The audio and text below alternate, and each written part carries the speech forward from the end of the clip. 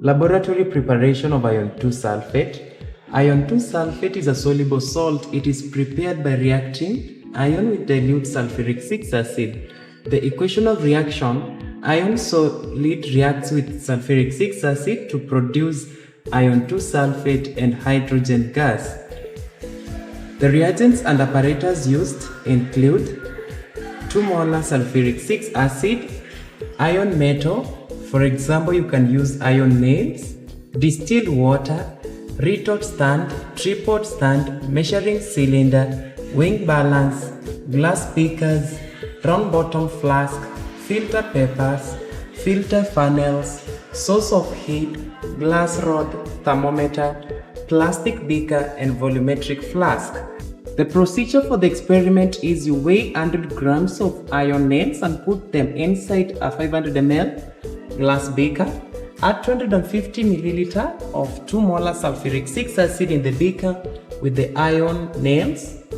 There is a point you should note is that the reaction produced toxic fumes. It should be carried out in a fume chamber or open, well-ventilated area.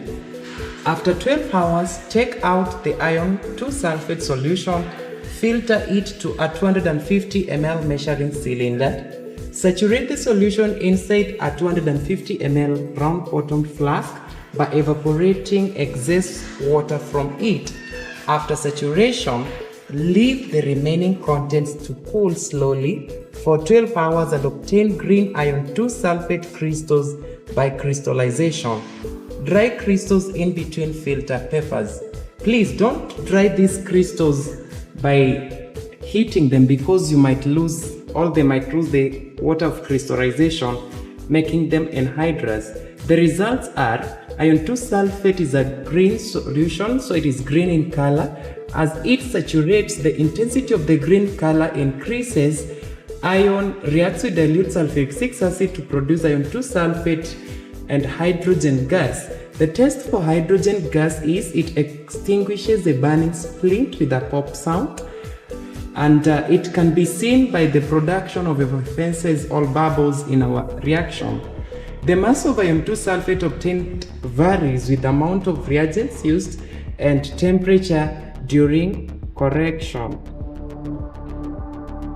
The test for hydrogen gas is it extinguishes burning splint with a pop sound. It is produced as effervescence or bubbles. The mass of iron 2 sulphate obtained varies with the amount of reagents used and temperature during collection and extent of saturation. The final equation of reaction is here, and there is this point that we should note.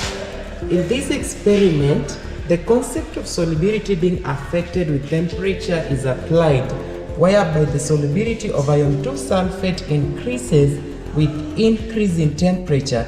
Therefore, decreasing temperature of its saturated solution decreases its solubility, and that is how we obtained the iron 2 sulphate crystals here by the use of these reagents.